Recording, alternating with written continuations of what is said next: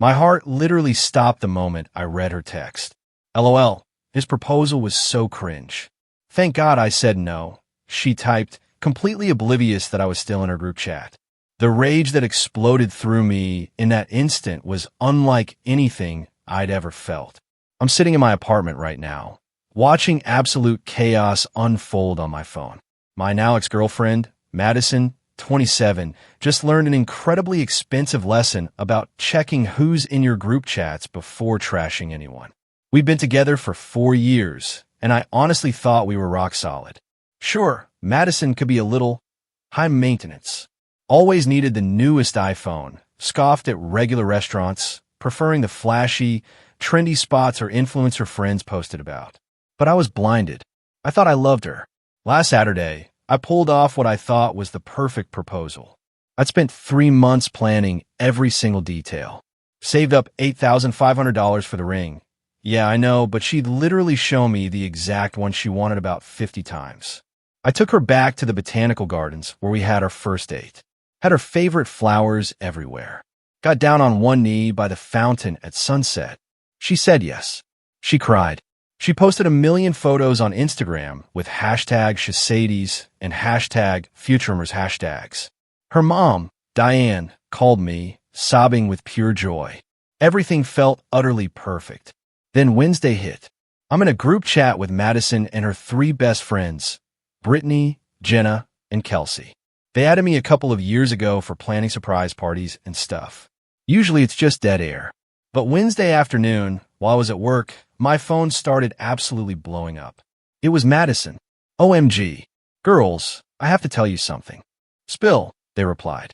So, you know how I said yes to the proposal, right? Duh. We saw The Rock. Gorgeous. And then it came. The words that shattered my world. Yeah, about that. I'm giving it back. What? My stomach dropped. I literally had to sit down at my desk, my mind racing. But the ring is perfect, one of her friends typed. The ring is literally the only reason I said yes. LOL. I was too embarrassed to say no in front of all those people. But seriously, he could have tried harder. Derek proposed to his GF on a yacht. Tyler took Amanda to Paris. And I get plants. My blood ran cold. She kept going. Is it though? I've been dropping hints about the Four Seasons rooftop for months. He knows I wanted something that would go viral on TikTok. Instead, I got suburban mom vibes. Thank God, I said no when he asked about setting a date yesterday. I couldn't breathe. This wasn't happening. Wait, you already told him no? Not exactly. Told him I wanted a long engagement to savor being engaged. Oh, Mayo, I'll give the ring back after the holidays. Need to milk the engagement gifts first. That's when it hit me. A gut-wrenching realization. She forgot I was in the chat. I just sat there for maybe 5 minutes, staring at my phone, completely numb. For years of my life, I'd paid off her student loans, $23,000. Let her live in my apartment rent-free while she supposedly built her jewelry business, which, by the way, sold maybe 3 bracelets on Etsy. And this is what she truly thought of me, of us. The numbness quickly turned to a burning, white-hot fury. So I typed. My fingers flew, fueled by betrayal. Dodged a bullet. Thanks for showing your true colors before I made the mistake of actually marrying you. The typing indicators went wild. Then stopped. Then started again. Ryan, I'm so sorry. That's not what I meant. I was just joking with the girls. Please don't take it seriously. Ryan, answer your phone. Too late. I screenshotted everything. The entire vile conversation. Then I did something that some might call petty, but I honestly couldn't care less. I forwarded all the screenshots to her mother, Diane. By the way, if you're still with me and your jaw is on the floor, make sure to hit that subscribe button. Trust me, the stories just keep getting wilder, and you won't want to miss what comes next. What Madison didn't know was that Diane had already started planning the wedding. The woman was so incredibly excited when we got engaged that she'd immediately put down deposits. $5,000 on a venue, hired a wedding planner, even bought her mother-of-the-bride outfit. She'd been texting me all week about cake flavors and flowers. I sent Diane everything with one message. Thought you should see this before you spend any more money on the wedding. I'm sorry. The chaos was instant. And honestly, it was deserved. Madison came home that Wednesday night, to find her stuff in boxes by the door. Yeah, we lived together in my apartment, but her name wasn't on the lease. She was hysterical. Full waterworks, snot bubble crying. Madison, baby, please. It was just girl talk. I didn't mean any of it. I just looked at her. You called our engagement cringe, and you said you were keeping the ring for gifts. Ryan, I was trying to sound cool. You know how Brittany is, she blubbered. Brittany made you say you'd milk the engagement for presents? My voice was flat, empty of emotion. Her face, distorted by tears, suddenly hardened. You told my mother? Are you insane? She deserved to know, I retorted, before she spent more money on a fake wedding. It wasn't fake. I said yes. To avoid embarrassment. Your words, I reminded her. I'm not moving out. I have rights. You're a guest, I said, holding up a hand. 30 days notice, starting today. Be out by October 15th. She grabbed her phone and called her dad, Gordon. She put him on speaker, probably thinking it would intimidate me. Ryan, what's this about kicking Madison out? Gordon's voice boomed. She admitted she only accepted my proposal for the ring and gifts. I explained calmly. The wedding's off. Look, women say things that don't mean sometimes, he tried. I have screenshots, Gordon. I cut him off. Would you like to see what your daughter really thinks? There was a long, heavy pause. Then, Madison, is this true? Daddy, he's overreacting. Did you or did you not say those things? It's complicated. Jesus Christ, Madison. Again. Gordon's voice was laced with utter defeat. Again. I echoed, confused. Turns out, this wasn't Madison's first rodeo. Gordon let slip that she'd pulled similar stunts with 2 previous boyfriends. One guy she'd strung along for a year because he had a boat. Another she dated solely because his dad owned a restaurant where she could eat free. My jaw actually dropped. Ryan, I'm sorry, Gordon said, his voice heavy with shame. Madison, get your things. You're coming home. Daddy, no, she shrieked. I'm not paying for another apartment while you play these games. Ryan, you'll get the ring back. Already have it, I said, a slight smirk on my face. She left it on a nightstand Tuesday when she told me she wanted a long engagement. Madison's face went completely white. She'd been so confident I'd cave, she'd preemptively given the ring back, probably expecting me to beg her take it. The entitlement escalated fast. Thursday morning, I woke up to 73 Instagram notifications. Madison had posted a novel-length story about how I was emotionally abusive and controlling. Claimed I'd isolated her from friends, monitored her messages, and kicked her out for having opinions. The comments were split. Her influencer friends were all, yes, queen, know your worth. But people who actually knew us were confused. My buddy Jay commented, didn't he just propose to you? And got blocked immediately. Then came the financial demands. Madison texted me from Brittany's phone since I blocked her. A literal list of things she wanted. 400FOREMOTIONALDISTRESS HERHALF OFTHEF your NITURE WHICHIBOUGHT THREMONTHSOF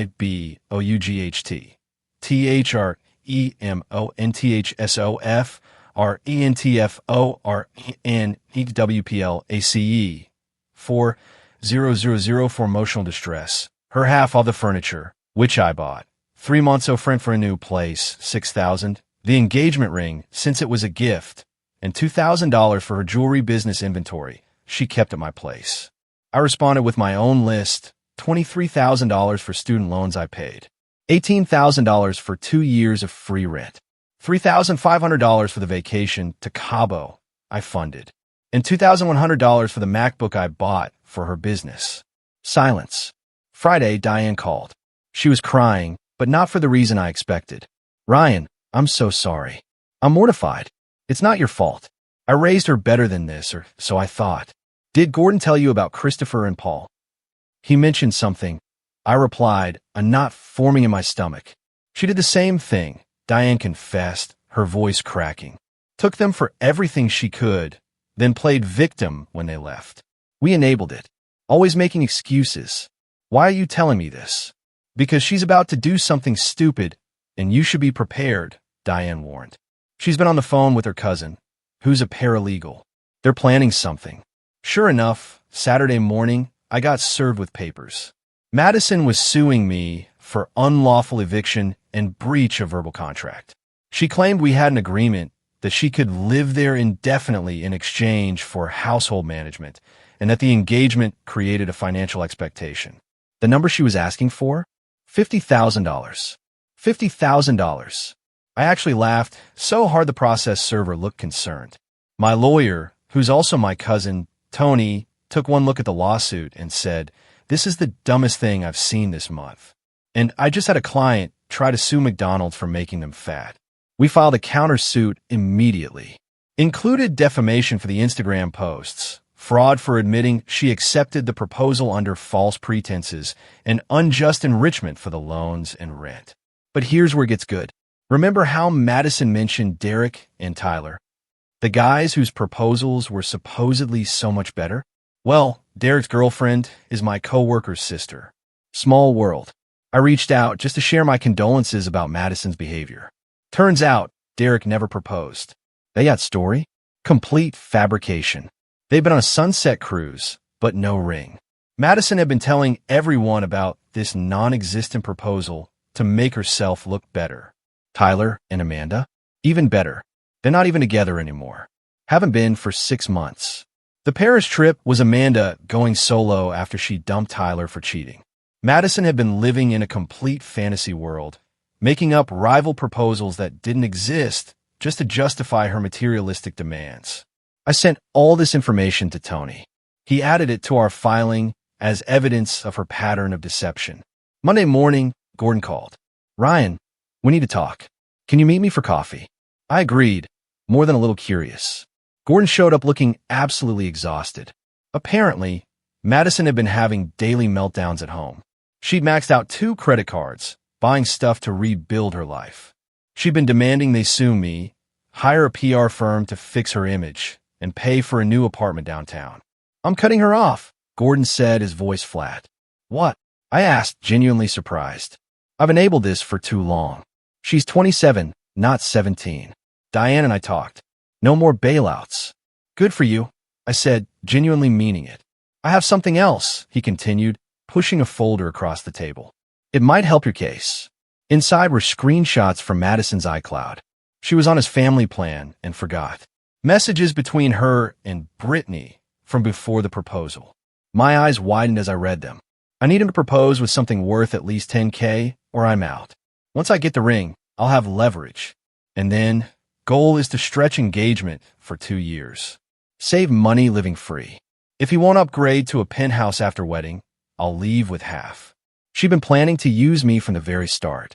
Though I love use that talks about our future, all of it was cold, calculated manipulation. "Use this," Gordon said, his eyes hollow. "End it. Maybe she'll finally learn." Court happened yesterday. Madison showed up dressed like she was going to a funeral, trying to look sympathetic. Her paralegal cousin was representing her, and it was obvious within 5 minutes he was in way over his head. The judge reviewed everything. The text messages, the Instagram posts, the fake proposal stories, and then Gordon's evidence. Those premeditated, gold-digging messages. "Miss Fitzgerald," the judge began, his voice stern, "did you write these messages?" "Those were private." "He had no right," she shrieked. "Did you write them?" "I was venting." "Girl talk. Yes or no?" "Yes," she finally conceded, defiant. The judge then looked at the household management claim. "Can you provide evidence of this agreement? A written contract, text discussing it, anything?" "It was verbal." He promised. "Mr. Peterson," the judge turned to me, "did you make this agreement?" "No, Your Honor." She moved in after a roommate kicked her out. It was supposed to be temporary. That was 2 years ago. The judge actually rubbed his temples.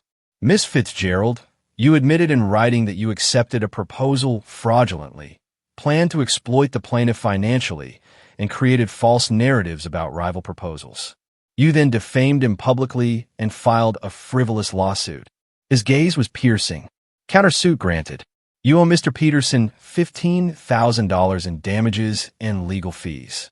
The eviction stands. Case dismissed." Madison absolutely lost it. "This is sexism. I'm being punished for being a woman." You're being punished for being a con artist. The judge shot back, his patience gone. Bailiff. They had to escort her out while she screamed about discrimination and her ruined life. The aftermath has been spectacular. Madison's Instagram meltdown went semi-viral, but definitely not how she wanted. Someone screen-recorded her courtroom tantrum and posted it on TikTok with a caption, "Gold digger gets reality check." 1.8 million views. The comments are brutal. She really thought she did something. The entitlement is astronomical. That poor man dodged a missile. Brittany, Jenna, and Kelsey all unfollowed her after finding out she'd been lying about Derek and Tyler's proposals. Brittany actually reached out to apologize, said she had no idea Madison was that manipulative. The best part? Madison had to move back in with her parents, but not to their nice house. Gordon wasn't kidding about cutting her off. He gave her two options: get a job and pay rent, or move into the studio apartment above their garage that they've been renting out. She chose the studio, thinking it would be temporary. It's been 3 weeks. She's applied to exactly 0 jobs because she's too traumatized to work, but somehow not too traumatized to post daily stories about surviving narcissistic abuse. Diane sent me a text yesterday. She's selling her designer bags to pay the court judgment. Reality is hitting hard, her text read. Thank you for not marrying her. Oh, and the ring.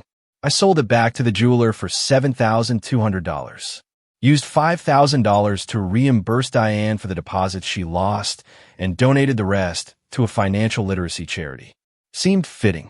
Gordon forwarded me one last thing. A text Madison sent to her mom.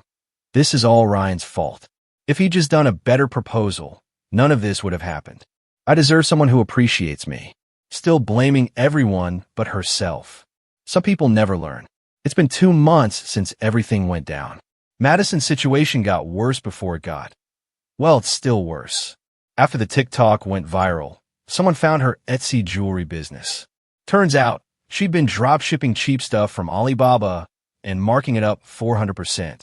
The reviews were already terrible, but once people connected her to the video, they completely tanked. Shop closed within a week. She then tried to reinvent herself as a life coach, focusing on surviving toxic relationships. Created a whole website about her journey and how she could help other women escape narcissistic partners. The audacity, right? Price for her coaching, $500 per session. Number of clients, 0. Gordon called me last week with an update. Madison had finally hit rock bottom. The court judgment was due. She couldn't pay, and her credit was destroyed. She'd applied for a job at 3 places. All rejected her after Googling her name. That TikTok video is the first thing that comes up. But here's the twist nobody saw coming. Paul, one of her exes that Gordon had mentioned, found the video and reached out to me. Then Christopher did too. We formed a group chat called Madison Survivors Club. Turns out she'd pulled the exact same stuff with both of them. Moved in quickly, claiming emergency. Never paid rent. Demanded expensive gifts. Trash-talked them to friends while plotting to get more. Played victim when they left. Christopher still had texts from 2019 where she bragged about getting him to pay for her nose job before dumping him. Paul had screenshots of her selling gifts he'd given her while they were still together. We didn't do anything with this info. It just felt good knowing I wasn't alone or crazy. Last I heard from Diane, Madison had finally gotten a job at call center. Minimum wage plus commission. She has to be there at 6 a.m. and can't have her phone during shifts. She lasted 3 days at the first one before quitting because it was beneath her. Gordon told her if she quit another job, she was getting evicted from the studio. She's still there as far as I know. Still posting about being a survivor and a phoenix rising from ashes, but from a flip phone because she had to sell her iPhone to make the first court payment. Brittany reached out once more last week. Madison had texted their old group asking for loans, claiming I'd financially abused her and left her destitute. Brittany's response? She sent Madison the screenshots of her original messages about the proposal and blocked her. As for me, I'm doing pretty good. Started dating someone new, Kelly from my rock climbing gym. She insisted on splitting our first date bill and thought the botanical garden was romantic when I mentioned it. Funny how that works.